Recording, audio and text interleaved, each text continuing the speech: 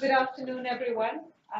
It's my deep pleasure to have all of you here for the seventh IU lunch talk that we are really happy to host along with CIFOR, our guests from slightly out of town. And the topic of our conversation today is, I took the liberty of sort of paraphrasing the overall topic of the talk to also elicit a bit more interest. And changed it to, do forests have any impact? And how do we know? And what are those impacts? And so we're really pleased to have Amy and Christopher here today from CIFOR with us to talk about some of the really incredible work that they've been doing on measuring impacts from forestry projects that CIFOR has been really leading on. And I have to confess that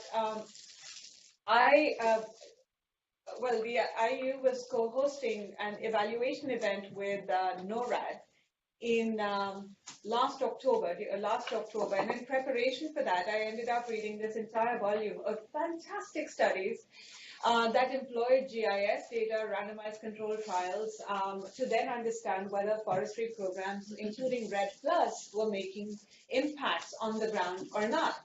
And completely without knowing who I was talking to, I ended up telling Amy about this wonderful volume of papers that I'd come across. And of course, Amy told me that they had basically produced them. The entire team was essentially produced them. And so Christopher and Amy Christopher is the team leader of the Climate Change, Energy, and Low Carbon Development at the Center for International Forestry Research. And Amy, they are co-authors on this series of papers and on the volume. Christopher coordinates CIFOR's global comparative study on REDD+, as well as its flagship program on climate change mitigation and adaptation. He's worked previously as a senior scientist at the Center for Development Research at the University of Bonn, and also as research program director at the Inter-American Institute for Global Change Research. He has a PhD in biology and is a lecturer in agroecology at the University of Bonn. Welcome, Christopher. Thank you. Amy is a senior scientist in the Climate Change, Energy, and Low Carbon Development team at the Center for International Forestry Research, fondly called CIFOR. And her research interests include forest-based climate change mitigation, impact evaluation, and smallholder and community forest management. Before moving to Indonesia in 2015, she was based in CIFOR's office in Brazil. And she has a PhD in tropical forestry from the University of Florida. She currently leads CIFOR's work on analyzing the effectiveness, efficiency, equity, and core benefits of subnational REDD+ programs. Before I go on to give you an overview of how the session will be run, I also want to introduce a surprise and wonderful addition to our program today. Herrick works with our REDD+ team within DMA, GCS, and she's agreed to be a commentator / discussant / responder to the presentation that Amy and Christopher will be making. Big responsibility. Yeah, and she's basically, really expressed a lot of enthusiasm for taking that on, and I'm really pleased.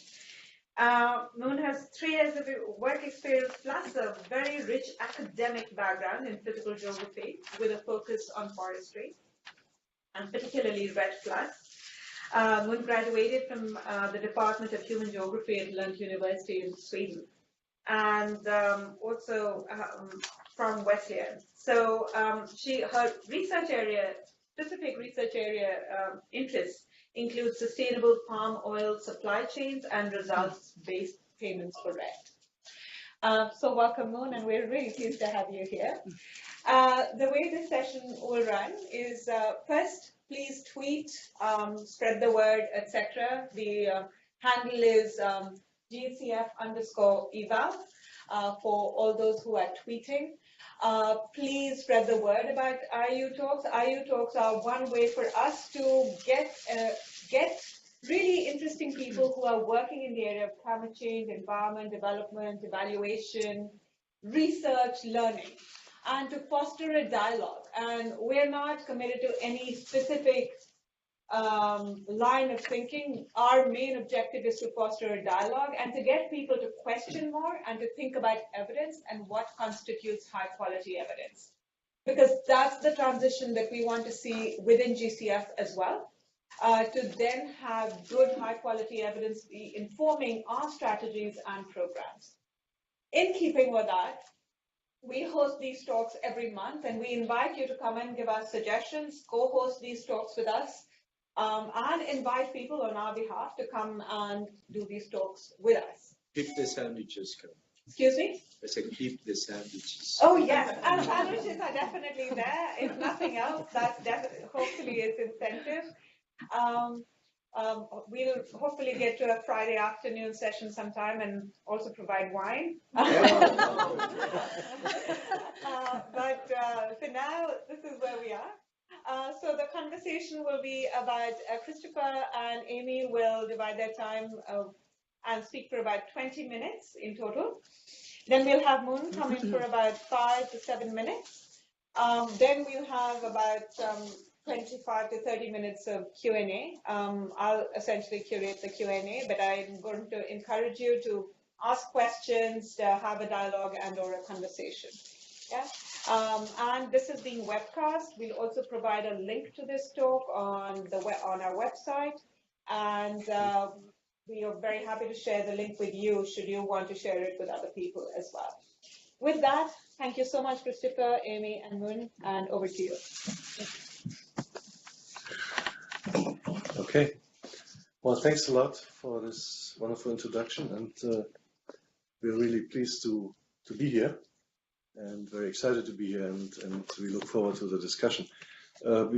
Before Amy starts, because I think she will be doing all the exciting stuff, I'm just doing the introduction of what we're doing. And I also would like to introduce another member of our team, which is sitting here in front of me, Steve Leonard. Some of you have met him. He's been around in the Green Climate Fund as our observer for some time now, and so we're happy that we now be here in a larger group and also be able to present some of our work to you. So I think we have been all introduced, so I can save that part. The title is there, how can we evaluate impacts of REDD Plus on forests and people? And that maybe takes me to the second slide. How do I do this? Yeah. So the Center for International Forestry Research is CIFOR is part of the group of 15 CGIAR centers that are international centers dealing with food security, poverty reduction, and environmental sustainability.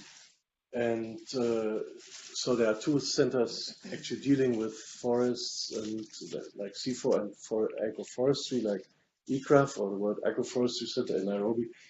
We are based in Indonesia, in Bogor, near Jakarta, and we have a few what we call regional hubs in the regions. One is in Nairobi, and the other one is in Peru. So these are the centers where we work in those larger regions. Plus, we have a few country offices scattered around the world. There's our mission, or now our vision statements. CIFOR envisions a more equitable world where forestry and landscapes enhance the environment and well-being for all. So we put forests into the service for people.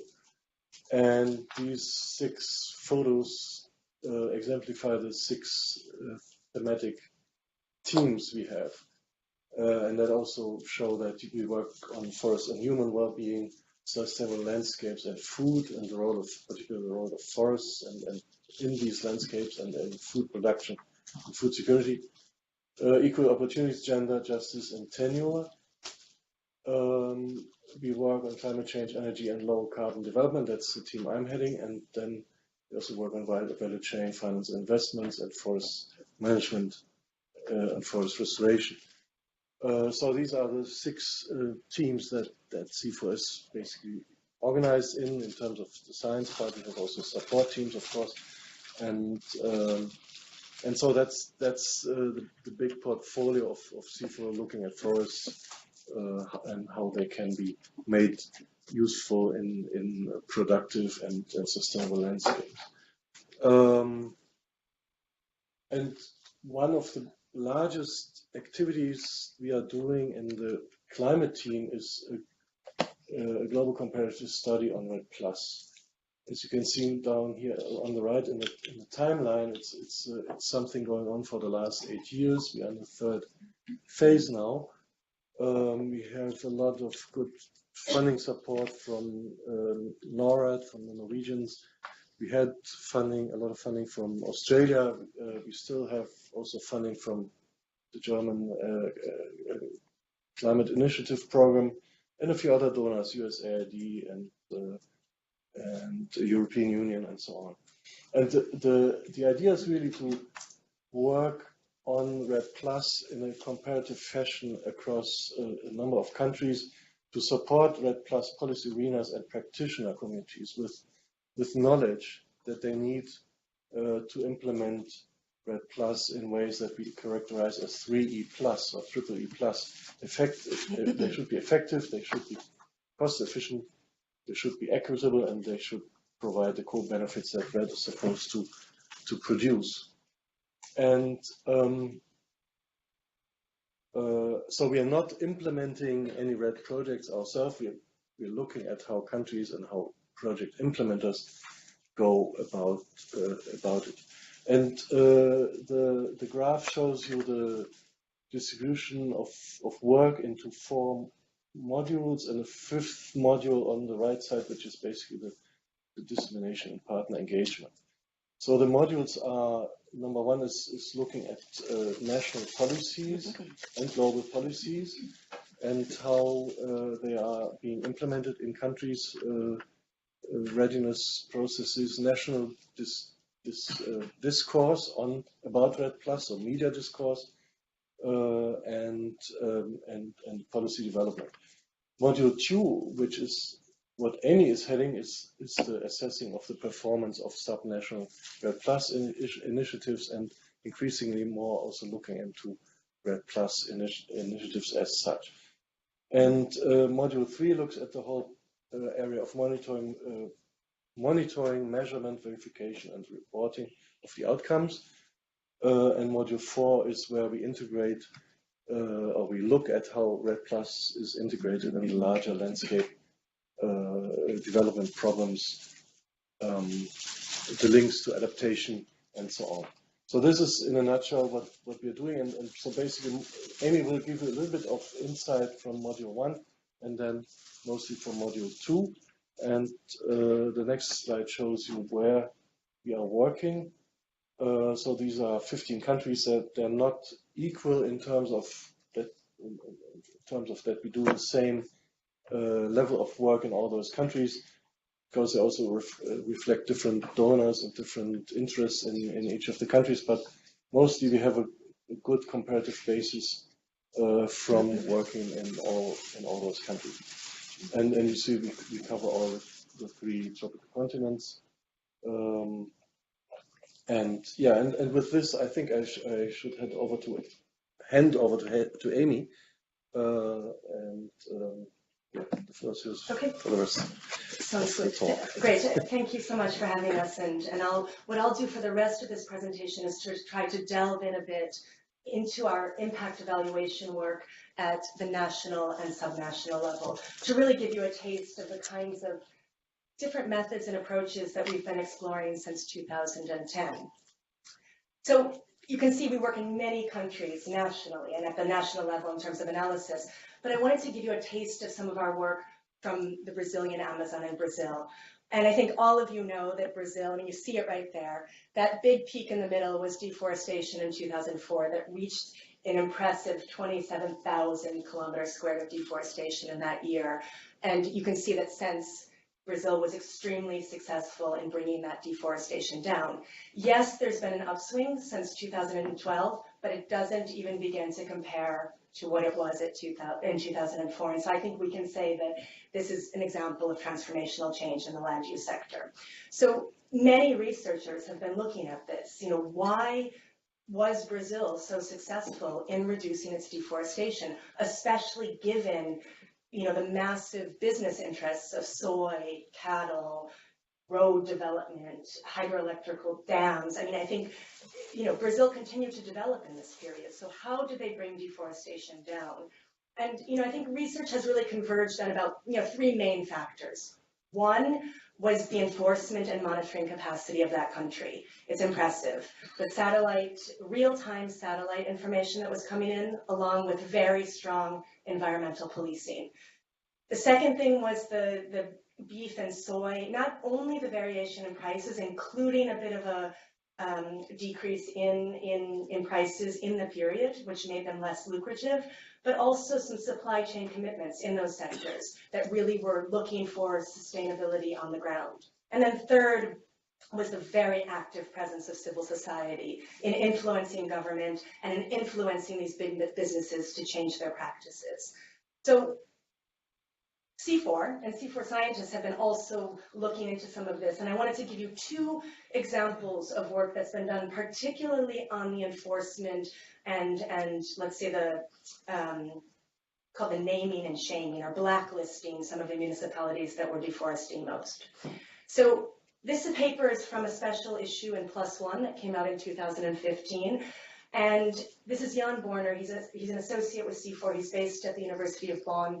But basically, let's start on the right. I know this is a bit of an overwhelming graph, but if you look on the right and you look at that graph, those tiny black dots all over the map of the Brazilian Amazon are points where the Brazilian Agency for Environmental Protection sent people to the ground to actually inspect possible deforestation at the farm level. And so these authors were able to get those data points from this agency, and actually, so the data points were from 2009, and what they actually did was then see what happened. Was a field inspection actually effective in reducing deforestation in the subsequent year? And they looked at this 20 by 20 kilometer grid scale and actually then selected control areas where there had been no field inspections through spatial matching and regression. And they found that an additional field inspection, in fact, reduced deforestation by an average of 6 hectares in the following year, but that there was important interregional heterogeneity. So some states did it really well, and some states did it less well. So this worked really well in Mato Grosso and Pará, where cattle and soy are big drivers of deforestation. And it worked less well in some of the newer frontiers of deforestation, Amazonas and Rondônia. So that's really an important finding of this paper, that even a national policy implemented at the state level can have very different effects. They also looked at the cost effectiveness of this intervention and found that indeed it was quite cost effective. And I know Jill will ask this, how were these numbers calculated? So they were calculated based on the estimation that each enforcement visit was an average of $3,500, and that 300 tons of carbon more or less avoided per hectare. So that's how they came up with those calculations. And the paper is open access, so go to it, read it. It's a really nice piece of work. Amy, can Yes, I add please, yes. a couple of points? Yeah. In my times at IFC, we supported Can you the use first. the mic? So The first, I don't know how to use that. just where the speaker. Yeah. We supported the first private equity fund, actually in the Amazon. Okay. And, the Europeans and everyone came around, number one, because the story behind this, actually, that you're talking about, it was a big change from Brazil to the policing that you were talking about, and the civil society change from the federal level to the state level. So people felt more ownership of taking care of their trees and whatever, number one. Number two, Brazil in this time has increased the export of timber and wood to the world, and they have done it successfully. Why? Because now they have abided by, a new sustainable forestry policy that even the World Bank has supported. So it's not like, illegal deforestation has stopped while legal exports of timber from Brazil to the world has increased in a magnificent way. So the new states, Rondonia and all that, are new states. They are in the northern part, much more difficult to bring policing and all that. You're absolutely right. Yeah. So I just wanted that's to add good. that. Yeah, thank you. Great. Sorry. No, I'm happy for the intervention, please. And can I turn this on again? Yeah. Okay. Oh, there. Okay. Thank you. Yeah, that's great. So please, let's make this a discussion. I mean, that's more exciting. So yes. Moving along to another important intervention, let's say, in Brazil was this blacklisting, and the authors here are calling this the naming and shaming. And so this was the idea that, Brazil had this peak in deforestation in 2004.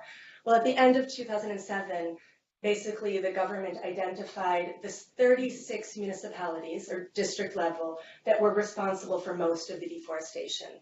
And they basically cut credit to those municipalities. And so they were blacklisted, actually. And so these authors are really looking at, how effective is that idea of naming and shaming, because it's a pretty innovative thing that the Brazilian government did at this time. And so again, they looked at municipalities that were blacklisted versus control municipalities that were matched based on a variety of characteristics, and found that indeed, 4,000 square kilometers of reduced forest loss in these blacklisted municipalities compared to control areas in the years of 2008 to 2012. And that this net effect was stable even after removing mechanism effects of other types of activities that were happening in these places, such as the field-based enforcement that I mentioned, the credit restrictions, and this rule registry that was implemented to try to get municipalities off of the blacklist. Yes. So Amy, on your previous slide, I'm going to follow your lead. A quick question and intervention. On your previous slide, could you actually talk about how you detected that impact of field level inspection and what your control groups were? Okay, because clearly you needed to have a causal mechanism, yes, and how you identified your control groups. Yes, okay. So in the most basic way, since I'm not a co-author on this paper, but I mean, basically what these authors did were the 20 by 20 kilometer grid cells that they were using. They used those as the intervention area. So if there had been a field inspection in that grid, it was considered an intervention area.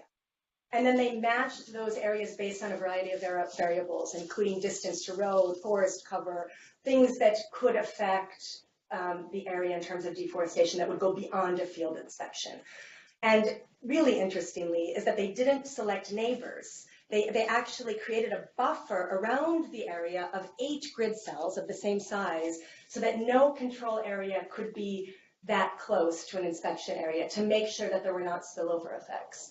And so then the control areas were similar enough in characteristics, with the exception of not having the field inspection in there. And then they did a lot of other sophisticated analysis to make sure and to deal with covariates that you can look at in the paper. Thank you. Yes. So yes, this another, again, same special issue in +1, open access, a really nice paper, and I think, a good explanation for how this idea of reputation and naming and shaming can also go a long way in terms of promoting sustainability. I want to move now to the subnational level, which is the part that I work on most directly.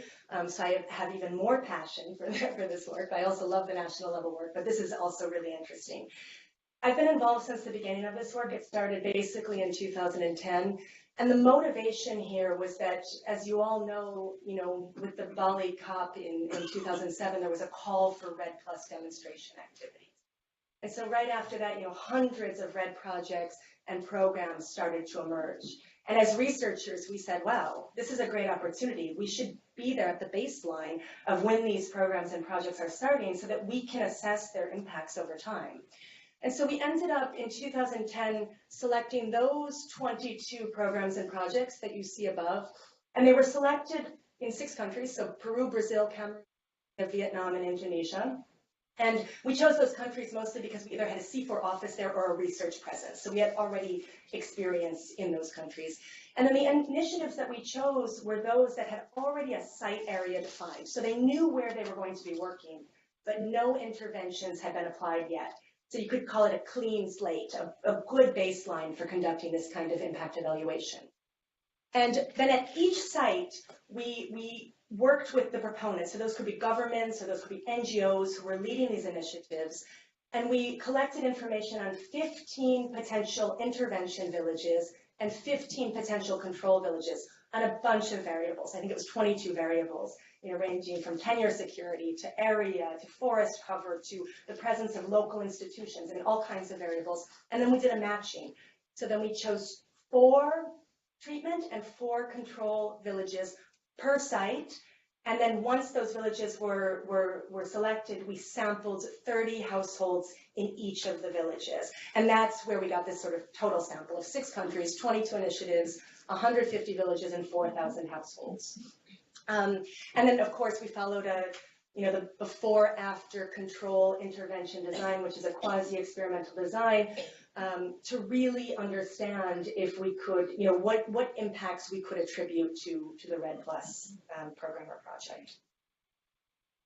And we collected both biophysical and socioeconomic data in these places. So the top shows how we set up the measures of tree cover change using the global forest change data from 2000 to 2014.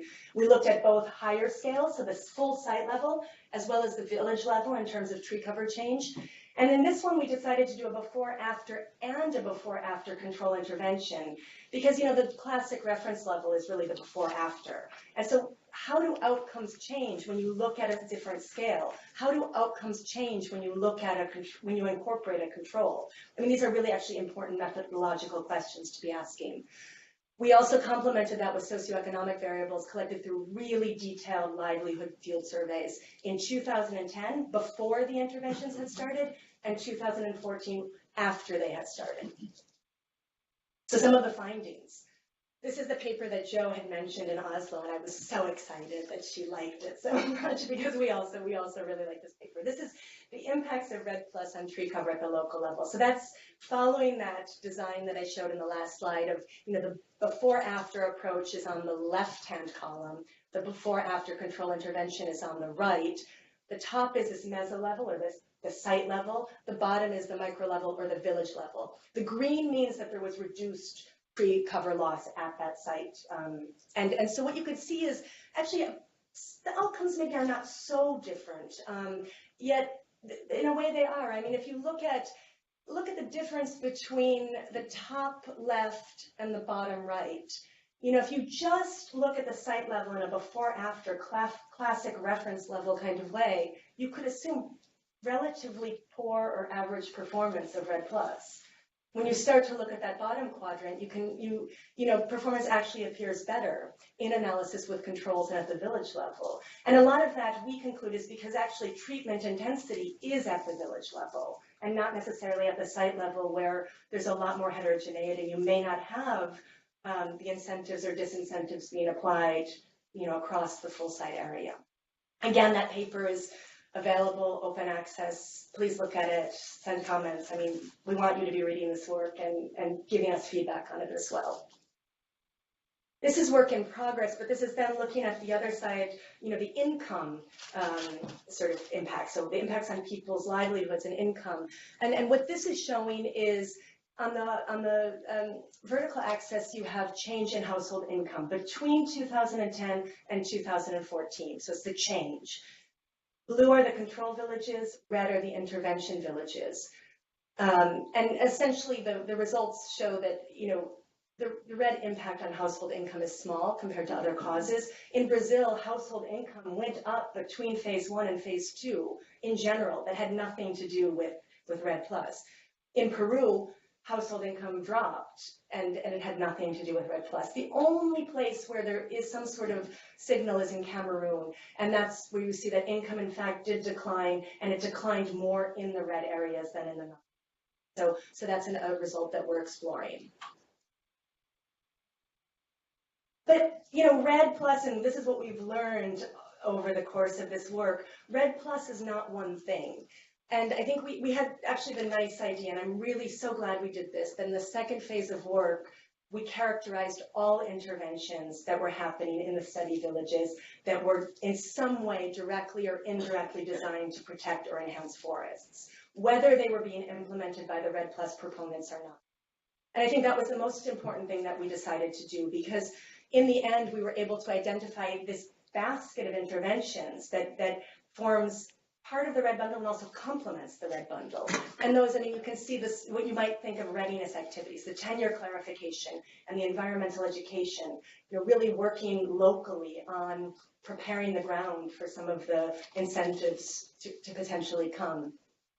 The restrictions on forest access and conversion, that's what I was talking about with the Brazil work.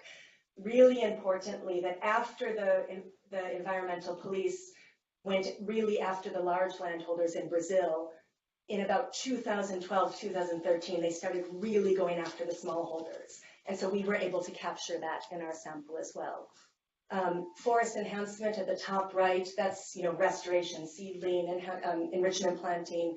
And then the classic conditional livelihood enhancements, such as payments for environmental services that are conditional on a change in behavior. And then the non-conditional livelihood enhancements, that's the classic development programs that are happening at the local level. And all of this is part of REDD Plus, actually. And when we quantified these interventions, the most common one are the non-conditional livelihood enhancements, just the classic old school, fish ponds, chicken farms, seedlings, that are happening with farmers at the local level that are not conditional on behavior change. Restrictions on forest access and conversion were the second most prevalent, and less than 10% of the interventions were conditional on a change in behavior. And that was a really surprising result to us because, as many of you know, at the heart of REDD Plus is this idea that this PES, payments for environmental services are paying people to change behavior, results-based payments. And at the local level, that's not really happening. So that was on its own a really interesting finding. What we're doing now, we just created a treatment intensity score. So the share of households in our sample per village that were exposed to these different intervention types. And we're looking at how those specific interventions actually impact the tree cover outcomes, the income outcomes, and things like this. And so here's an example of work in progress. The treatment intensity, so that is on the left, on the vertical axis. So the higher the number, the higher the treatment intensity, or the number of households that are being exposed to treatments to enhance or conserve forests. And then related to the before-after tree cover change score. And here we see that a higher treatment intensity, in fact, leads to an increase in reduced tree cover loss. That's to be expected, but also really important. But what kinds of interventions are driving that? Well, the restrictions on forest access and conversion, so really these heavy-handed measures are doing that, as well as some of the forest enhancement or the restoration type activities. So that's the one result, and then the other related is that the impacts of specific interventions on income. This is again a site from Indonesia, and that we see the blue are the intervention villages, the gray dots are the control. Again, treatment intensity when it's higher on the left, and the log change in income. What you can see is that higher treatment intensity in the blue, especially the intervention areas, is leading to a larger reduction in income over time. That's a problem. Because maybe at this site, this is the same site in Indonesia, we see that restrictions on forest access and conversion seem to be really effective in reducing tree cover loss. But at the same time, people's incomes are being reduced more in that place. So there's a clear trade-off there. And these are the kinds of things that we're starting to explore more through this just serious look at intervention type. So this is my last slide. What we're learning is we're learning a lot of methods lessons even more than the actual impact lessons. And so some of the reflections that we're having on this real world policy impact evaluation. I guess the first is that a lot of flexibility is needed for analyzing these things over time. When we started REDD Plus, it was really easy. It was these little projects. They were one type of intervention. It was this conditional, payment for environmental services. It was going to be really easy to do this quasi-experimental approach. No, a lot of these projects became jurisdictional approaches. What happened to the control areas? The interventions were much more complex than we had imagined. And these are the kinds of things that you guys are going to be facing with the Green Climate Fund programs. This is just real world stuff. And in the end, REDD Plus, it's new, but it's also not new. It really is building off of just what we know about integrated conservation and development and have tested over time. So a lot of this it's just going to be as complex as it's been before. And so we need to be able to deal with that. We really also noticed that the BACI results are highly sensitive to the choice of controls. You know, you change your control a little bit, you can get really different outcomes and really different policy messages, actually. And also the scale. I mean, if we stuck to the site level, we'd have a really different message than if we go down to the village level. So just have to be careful and understand what the trade-offs are in the different messages. The challenge of separating real effects from general noise of data. I mean, what we found is that we expected REDD Plus to move much more quickly when we set up this experimental design. And so actually our first idea was that we would go back for a second round of data. We started in 2010. We thought we would go back in 2012 and already things would be happening. We had to get in there. Well, we actually didn't go back until 2014 because it was taking so long for things to get off the ground. Even when we went back in 2014, in a lot of places, things were just getting started. So our plan is now, this year, 2018, to go back for a third round. And that gives you the idea that, you know, this can take 8 years, actually, to really get a sense of impacts on the ground. It takes a long time for these things to trickle down and really affect farmers at the local level. Another thing that we're observing, you know, there's, of course, cautious smallholder uptake. I mean, many of these groups have been exposed to projects and interventions over and over again. REDD Plus comes in, or the newest thing comes in. Many, you know, villagers are hesitant to just start something new suddenly when maybe they've been through failed programs in the past. So something else, you know, for a reason for maybe why things have taken longer to progress on the ground. And then finally, my final point is this need for scientific upgrade and impact evaluations, and especially in the land use sector. And that responds to this call for conservation impact evaluation 2.0. The link here, I mean, I'll leave this presentation with you. The link goes to a blog by one of our principal economists, Ben Wonder, who writes a really nice piece on some work that's been done in Mexico, trying to separate out the effects of different policy mechanisms, protected areas versus a national level PES program. And you know, he's really building on calls for this kind of looking at intervention and not saying that REDD Plus is one thing, not saying that sustainability policies, land use projects are one thing, really trying to understand the diverse interventions that make up the bundle so that you can tie those to the specific outcomes on the ground. So I'll stop there and thank our donors, and here's the link to our website. Thank you so much, Amy. Moon, you're up next. Yes. Can I use this? Yes, please. Okay. So, thank you. That was very, very interesting. You can hear me. So this will be a very, very short overview of what the GCF is doing in the REDD Plus space, and then how that connects to what you guys have done with this global comparative study. So first, a little bit of background about where the GCF sits in terms of climate finance for REDD Plus. So right now, we are the only financial institution that's providing finance for all 3 phases of REDD Plus. And we have been encouraged directly by the UNFCCC to play a key role in finance for REDD Plus. So with the B18 approval of the results-based payments pilot program for REDD Plus, now we can actually fund all 3 phases. So what do I mean by phases? There are 3 phases of REDD Plus that basically the history is when the UNFCCC established REDD Plus, they kind of broke it down into 3 phases or stages in implementation. And these are not necessarily strict categories, you know, they can overlap, but generally phase 1 includes, you know, establishment of an enabling environment and establishment of, you know, the necessary policies and measures to allow for measurement of the impacts of interventions that we do later. Then phase 2 is implementation of REDD Plus, so doing these projects that you're talking about. And then phase 3 is paying for results. And when I say results, I mean emissions reductions. at the, right now, national and subnational level, and we'll talk about that in a moment. Let me just make sure that I'm covering everything. So the GCF basically has a number of windows or programs that we offer countries to help them through these phases. And so in the beginning for phase 1, we do readiness, preparatory support, and the project preparation facility. Those really help countries to get ready to submit full funding proposals to us in REDD+.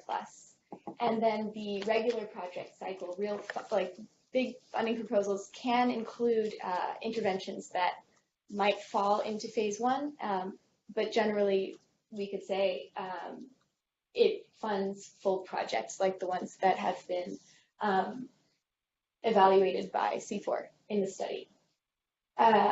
So on the lower right, you'll see the amount of funding that the GCF has been devoting to REDD+ and REDD+ related activities. And this is based on the portfolio of approved projects. So that's not including phase 3 REDD+, results-based payments, which has just started for us. And so that would be all, but basically right now it's only phase 1 and 2 funded. Exactly. Yeah. Okay, so let's see. This idea of scale. So I briefly mentioned that we are trying to work at the national scale, and the impacts that were evaluated in this comparative study were, subnational, project level, village level, and so it remains a huge question. Okay, there we go. How to integrate the results that we get from projects to the national level and actually evaluate the impact that our funding is having. And that remains a big question for the REDD+ community and for the GCF.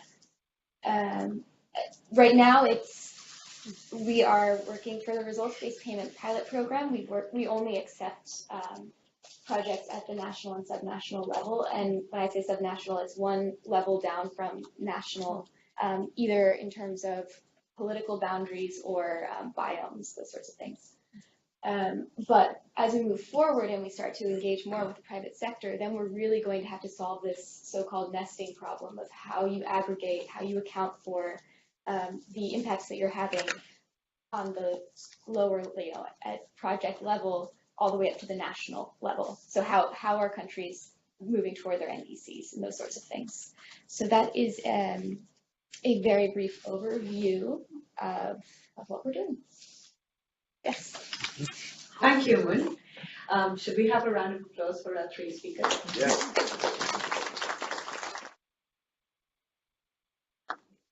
So I'm going to take chair's privilege and start with a conversation, hopefully a provocative question that can hopefully start a conversation amongst the 3 of you. I thought Moon's question and where she ended was a very good one. GCF is targeting programs and projects which are at a national level. The scale is far higher. What you're looking at CIFOR are project level impacts, and you're using impact evaluation methodologies with control groups and treatment groups that necessarily need to be not just subnational, but subnational. So this is not just an external validity question. And for all of those who might want the definition of external validity essentially says that if you can measure the impact of a program at a local level, you should be able to say that that's the impact that you will get from the program if you scaled it up. Yeah? So that's external validity. But the problem with essentially taking a project level measure of impact to a national level is not just that it's not just a replication of the same project, it is also that there are going to be displacement effects, right? And there are going to be leakages, which are true for the national level, which is not therefore a statistical meta-analysis of the effect that you're going to find at a project level. So I was wondering whether you wanted to start off with Moon, you're most welcome to come in here and add to, or add to the question that I've asked. But basically, over to you, Christopher and Amy, to see if you want to respond, and then we'll open it up. Yeah, and I would just add, how we can talk a little bit about baseline. So how, when you try to account at the national level for impacts that you've measured at project level baselines, how does that affect the baseline itself? Yeah. Okay. I mean, I think this is the key question, actually, and I don't necessarily have an answer to it, but I think some reflections that we've had on that question. I mean, one point is that, even though some of our sample might include REDD+ projects, a lot of those interventions were from higher levels. So, I mean, all of the restrictions on forest access and conversion that were actually affecting smallholders were a national level policy. And so I think what becomes very tricky is the control idea and also this leakage idea. I mean, I think those things are limitations in sort of a local level design. I think I guess 2 points here. One is that what I have found most interesting about this work is not that we want to replicate a project approach, actually. It's that I think this work is highlighting key issues that should be taken into account in a jurisdictional approach. And what are those? I mean, I only showed the income results, but I mean, something else that we've done a lot of work on is tenure security. There are major issues in terms of rights and tenure security and local rights to land that are happening across these sites, and that some proponents are trying to resolve, but if they're not actually linking to higher level programs in terms of tenure security, they're never going to be effective. And so we've also found really interesting results about women's perceptions of REDD+ at the local level, and how actually at the very onset they were really not informed in the same way that their male counterparts were about a lot of the things that were happening on the ground. And that they have really different perceptions, actually, of the effects of these interventions than men do. And so what I think, and the income, of course, the livelihood changed things. So I think what's useful about this kind of examination is more the big lessons that can be then taken up by, I'd say, especially governments, subnational, state level, province level, this one step down from the national and the national level governments, when implementing policies that are going to be much broader. So remembering that if we want transformational change on the ground, it's going to have to involve the hundreds and thousands of local farmers who make their livelihoods from forests and from the conversion of forests. And so really understanding what these kinds of interventions do either for or to them is essential for having this long-lasting change. So I guess it's more about upscaling the lessons as opposed to upscaling the approach. I think also, if I may add, I think the one slide where Amy showed the results of our BACI approach shows that the choice of the comparator is really crucial. And I mean, if you then scale it up, any of those assessments, you basically multiply the effect that you of something that you have chosen in the beginning in terms of what you're going to compare. So and I think that's where probably governments and implementers in general need much more guidance and clarity, because somebody might just think, let's change that indicator because it's something we can easily assess, and without being aware of all these complicated implications that the choice of the indicator and the scale of the measurement and of the comparator has actually on the result. Right, and that's a very concrete place where this type of research is really useful to institutions like ours, where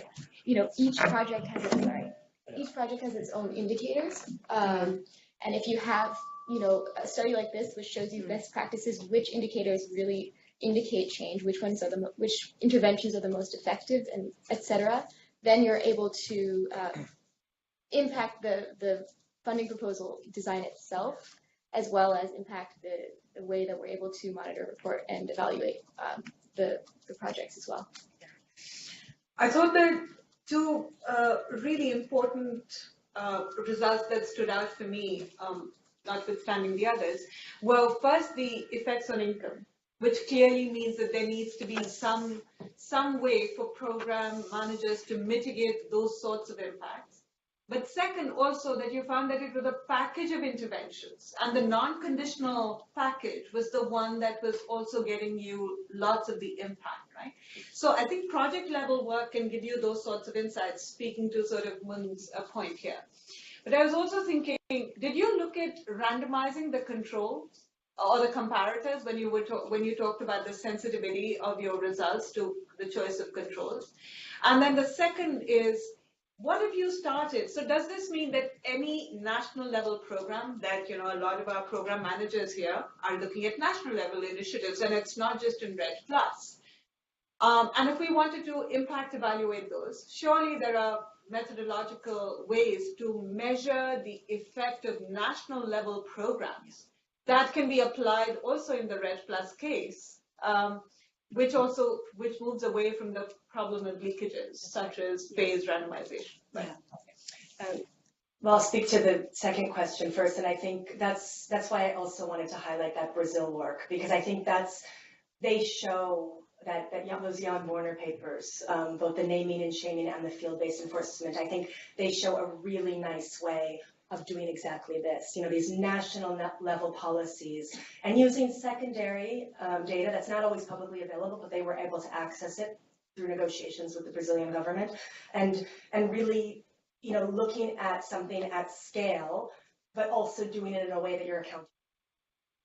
So I think that's why I wanted to highlight that, because I think you can do a lot at the national level in terms of impact evaluation. What you are missing is the details on the ground in that case, but then you zoom in and then you use some of the other things that I showed and go down to the ground, do some BACI with villages, and to get a sense of sort of finer messages that are coming out. And in terms of the control, I mean, in the initial design, when we selected the intervention and control villages, those were basically, we used Malinobis matching method to select the controls on a variety of variables through a rural rapid appraisal, essentially. And so we're sort of stuck with our controls now. But in this paper that I showed on tree cover, where it's multiple scales, when you get to the site level, then the control actually becomes the broader jurisdiction in which that area is embedded. So that's how you start to see different controls. The floor is open. Ayan first. Anyone else? So we'll do a strings of 3 questions, and then open up, and then Sergio, and then, okay. Okay. So I think this, for me, from basic and just practical aspects, is there some way for us from this, because this is very interesting work, I think, but I don't know how much of the world's lands are in the hands of middle-income countries, structured, where you can do the shaming and so on and so forth. And if we have to make a systemic change from a global scene, we have to also deal with a lot of countries that are going through, in the context of Africa, I'm thinking, rapid deforestation, droughts, and significant impact. So how, without the naming and the shaming and the whole kind of a macro to micro approach may not work. I'm just curious. I don't know much about the statistics. I think I leave it to you, but I'm just trying to see, how does your type of work gets translated into something practical in countries that are not as organized as Brazil? Yeah, I think that's a great question. Oh, yes. Do you want to take a few? Go ahead. Amy, I was more interested in knowing how were the countries selected, and secondly, what is the connection of this incredible study and methodology with the private sector? How are you communicating this to the private sector? I just wanted to add a fact to what Ayan asked. In Colombia, 5% of the people own 95% of the land. So it's a totally different story than Brazil, where there is more equality in the ownership. Yeah. One more question for this round. Yeah, Adriana.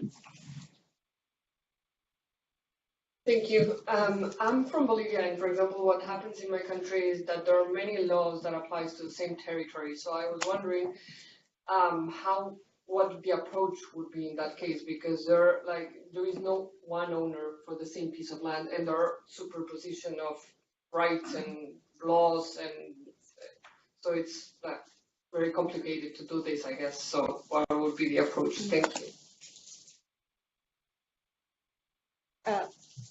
Yeah, go for it.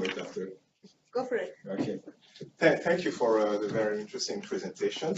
And actually, I'm interested in what comes after this, because there are a couple of issues that leave me a little bit on my hunger. And one of them is the fact that a lot of REDD Plus and other type of programs are behavior-based payments. However, this seems to indicate that it's not very effective. Rewarding behavior change we don't seem to see the impact there. Now, what does that mean? Does it say something about the way we've designed the reward programs, or does it point to some variables that we're not capturing? And given that here we're trying to base our interventions at the GCF on science and evidence, how then can we use what you found in order to give us some guidelines as we make the investment choices that we call to make? Thank you. Okay. Okay. All right. So I think this first question is really interesting about translating this Brazil experience to other countries. And I mean, before I moved to Indonesia 2 years ago, I lived in Brazil and worked there for 10 years. And so I know that case very well. And it's been so interesting to me because Indonesia now is on this new thing of monitoring and enforcement. And a lot of that is influenced by this Brazil success. And it's a really different context. It's a really different, setup, especially in terms of collective landholding. And what I just was at a meeting actually recently, and all I say is that the Brazil experience is interesting, but it also got to its limit. I think command and control is incredibly effective to a point. And then if you do not have the incentives in place to change behavior, it's going to stop. You had so many of these big soy and cattle producers actually really excited about REDD Plus when it started, but they didn't actually ever see any benefit. But what they did see was these inspections and these fines and the punitive measures that were incredibly effective to a point. And then we all started seeing with this local level stuff that, yes, restrictions are also effective in terms of curbing smallholder behavior, but something that's really sort of frightened me when I look across the 6 countries where we're working is that one of the main strategies for dealing with REDD Plus at these sites is curbing traditional Swidden agricultural practices and the slash and burn, as some might call it. So cutting and burning forests for small-scale agriculture, and that obviously has major implications on local livelihoods, and we've already seen that. And I think some of those results I was showing in terms of the income versus the forest benefits, but the income and livelihood declines are due to that, some of this curbing of traditional practices. So I don't know if I'm answering your question, but I think those are the things that I take from that experience that I would pass on to others, to that command and control is effective to a limit, and that you have to really think about the adverse results, especially on smallholder farmers.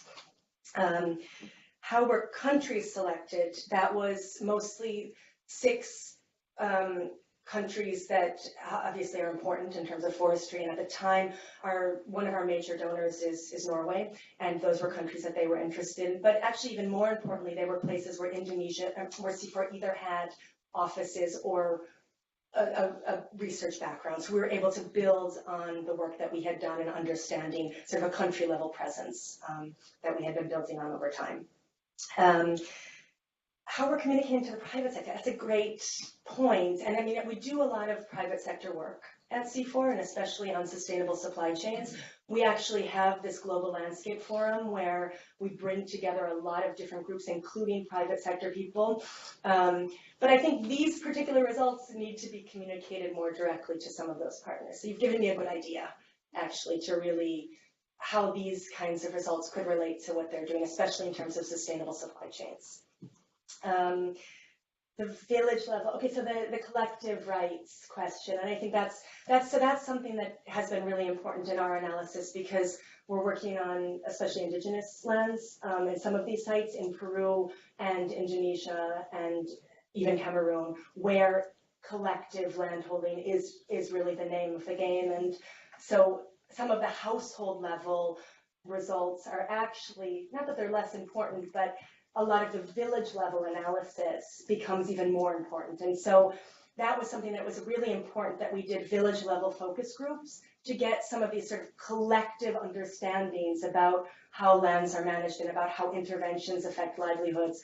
We also did women's only groups at the village level. So the village focus groups were mixed gender, the women's focus groups were just women. Hugely important. I was worried about that at the beginning, because I thought, oh no, we're going to ask for so much of these people's time. Another meeting, and it's been so important to have just the women's perspectives on things, actually. And then the household level results complement that, but often become less relevant, especially in these places in terms of collective landholding.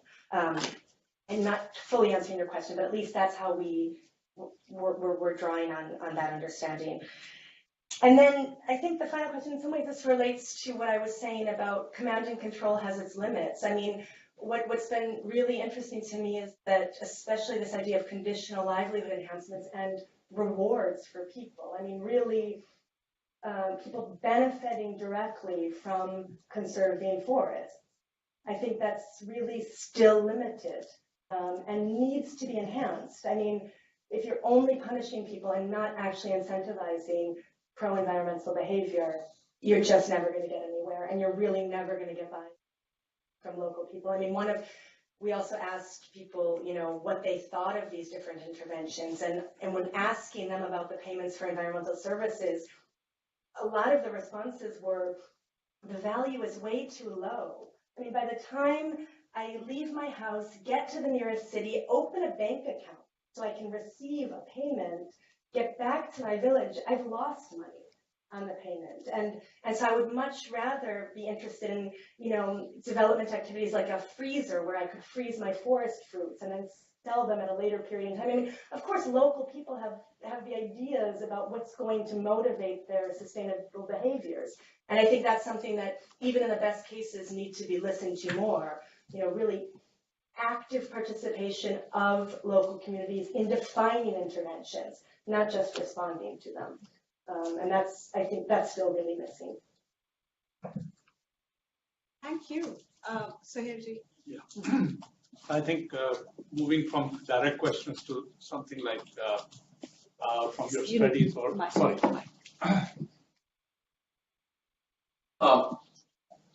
The REDD Plus experience has very clearly brought out, I don't know, you have to please confirm from your own undertakings, this issue of coordination when we talk at the national level.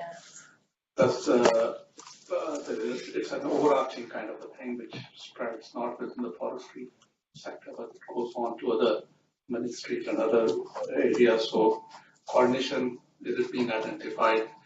The second biggest, which I think is the political will at the highest level, because it's something which cannot be just undertaken at the local level and not the political will being there. So also the third thing which I thought was managing community expectations from REDD Plus. So that is something which, because in the process you have to address the short-term needs, because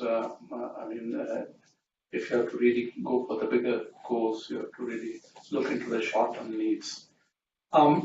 Also the aspect which you touched, I think, a little bit on the benefit sharing, that how does it really come across the benefit sharing? A very pronounced thing between rural and urban divide is the land use management, because that's also something which puts pressure. These are some of the pressure points which I was kind of thinking about. That these are learnings from the REDD Plus or other forestry initiatives. Thank you very much. Anyone else? We have room for a couple. Yes, please. Sorry. Okay, well, Sahil, I might just respond to the questions before we move on, because I think that it's kind of interesting to see, the way that we have been treating it in DMA, looking at REDD Plus projects. So just briefly wanted to touch on Ayan's question, how to translate the Brazilian case study to other countries where, the drivers of deforestation are very different, the contexts are completely different. So, we learn lessons in different contexts, but then this speaks back to the design of what REDD Plus does, the design of 3 phases, right? And the idea that you can start with phase 1, and there's a host of different kinds of interventions that fit under that category, and that's really where you begin. And the actual interventions themselves are going to be on a case-by-case basis.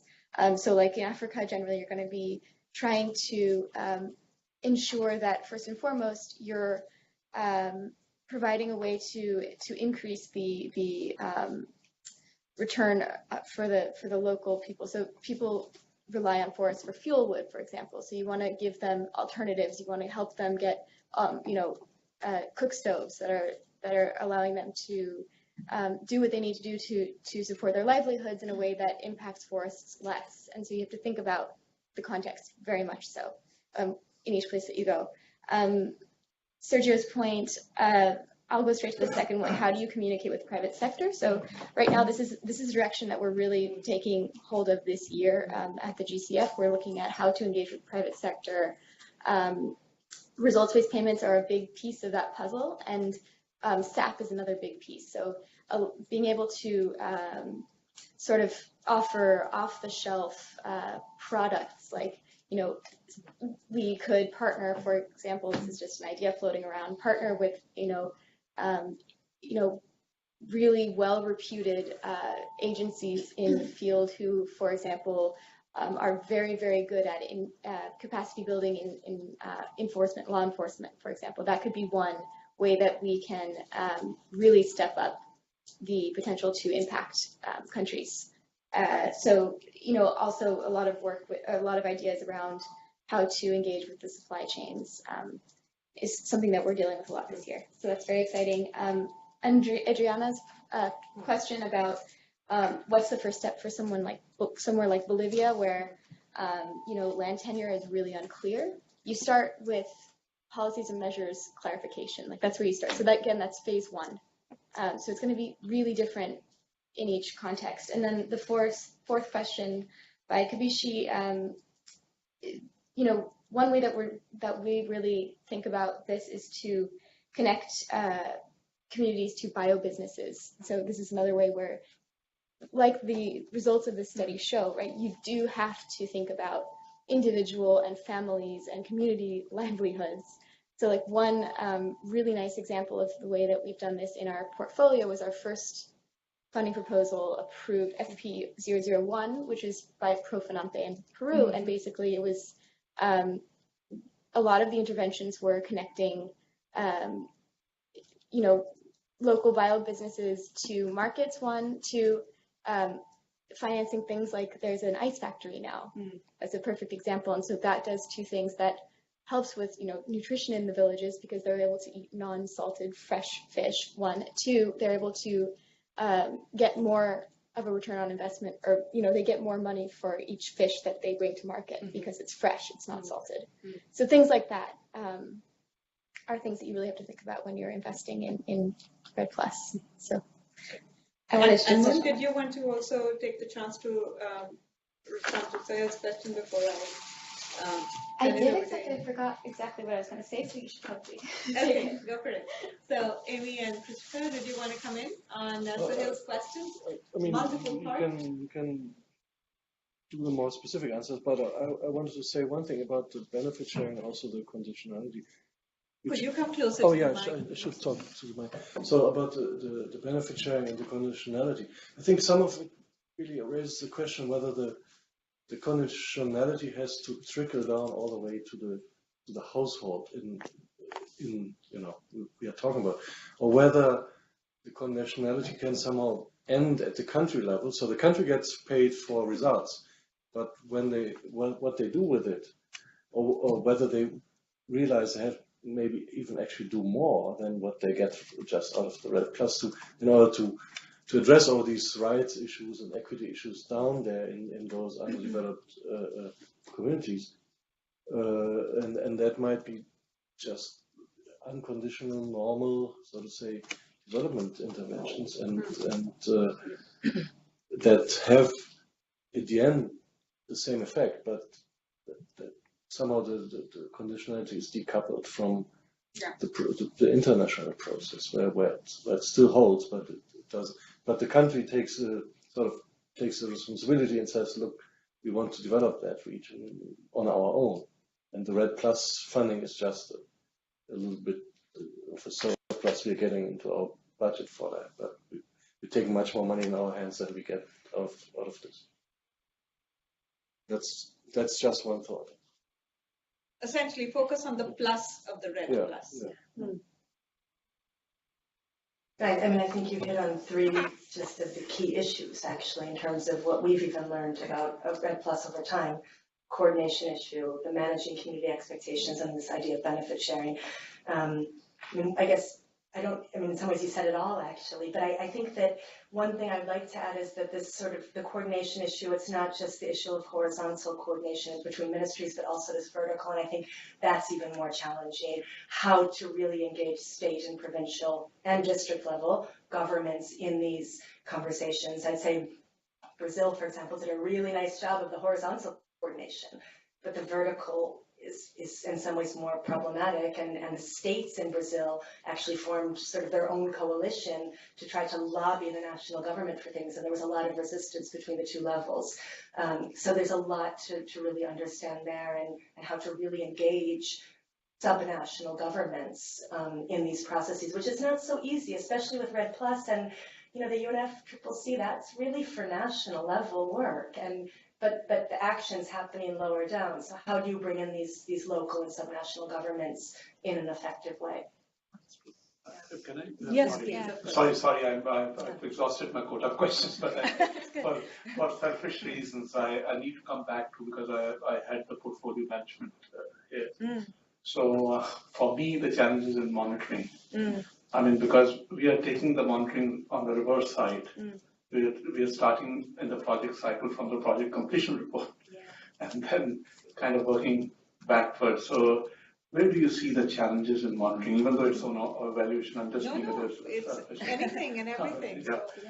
From your work, how do you see where the monitoring challenges, and especially from a second level of due diligence, where you are at a distance, you're not really at the front line, you are just back there financing things. Where do you see the key challenges? I asking about monitoring of forest results, or monitoring in more general terms, including the social indicators? Monitoring of our financing in the REDD Plus program. If you are monitoring the program, where do you see the key challenges? Where do we need to focus on from a second level of due diligence? Thank you. Maybe the colleagues can also comment on this.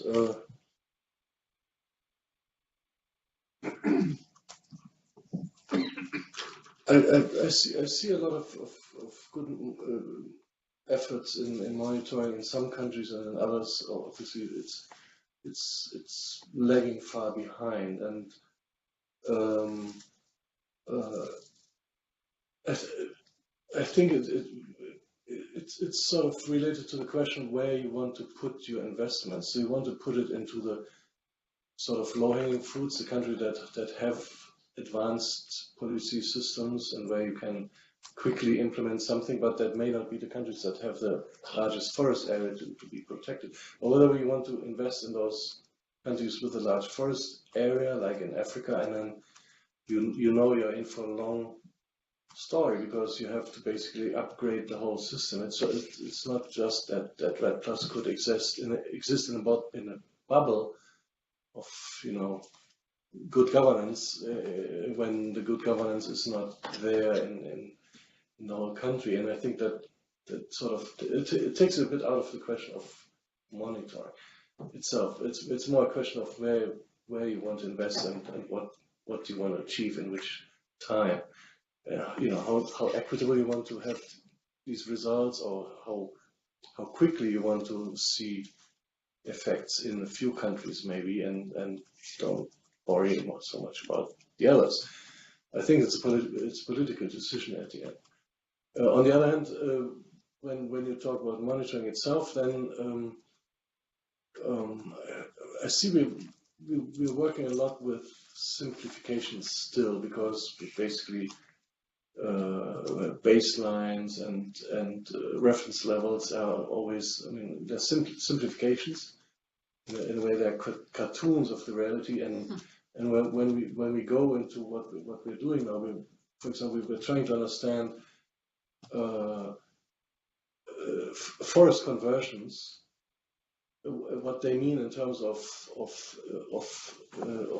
carbon loss or biomass loss, and we find that some types of forest lend themselves for specific interventions more than other types. So when you work with the same baseline and the same emission factor for all these forest types, you get actually to an image that is not correct, because a dry forest is more prone to be converted into agriculture than a thick, humid forest with huge trees. And so, this is really these are really the extremes of the dry forest and the humid forest. But even the humid forest can have variability in terms of biomass, of forest cover, and so on, and in terms of in natural terms. And then you have different interventions in different forest types, because people notice these differences, and you don't necessarily notice them if you just look at it from the satellite image. And you don't see what people see when they go, and they say, oh, here we do this and here we do that. And so you have different conversions, and that means you have different emissions, and also different, it would give you different priorities of what to protect and what not to protect. And I think that's something where we're just currently working at, and it's really an interesting field. So lots of this has to develop, I think, and continuously evolve in terms of getting better in terms of assessing what's really there on the ground. Okay, sorry, I have to use chair's privilege and close this meeting now. I know there are still lots of questions, so Hill, I know that you have questions, Sandra Goods, and our guest here, I'm sorry I don't know your name. Heath Seller. Very welcome. So what I'm going to propose, if you're okay, Moon, Chris, and Amy, is if you want to continue the conversation, please do so around 3 o'clock. If you can come up to the 17th floor, we'll give you a meeting room. Just go surround them, keep them in, sequester them for as long as you want, basically. They have to leave tomorrow. But yeah, this is a great opportunity to speak to all 3 of them, and Moon, I'm volunteering your time, and really to draw them out and really get a mind up. So 3 o'clock, if you just send a note to Jihi, she'll set you up, we'll send you the location, etc. And sequester them for as long as you want. I just wanted to fill in his question, because it's a key issue for GCS. Yeah, sure. There are 2 things about monitoring the money and monitoring the results. And these are very important questions, and questions that I'd love to be, also be part of the discussion, but unfortunately we have a dead stop now. So come up at 3 o'clock, Isela, and Sandra.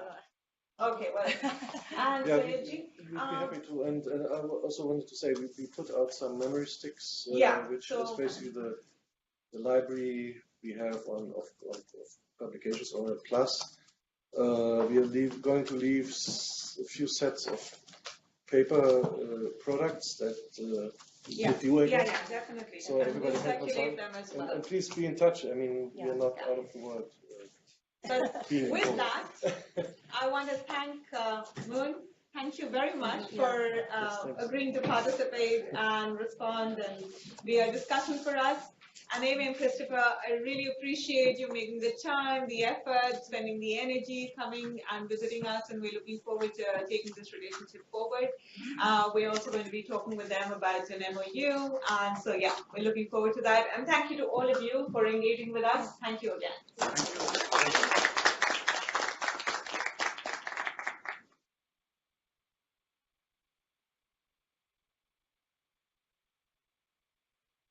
Don't worry about it, I will find you. Okay, good.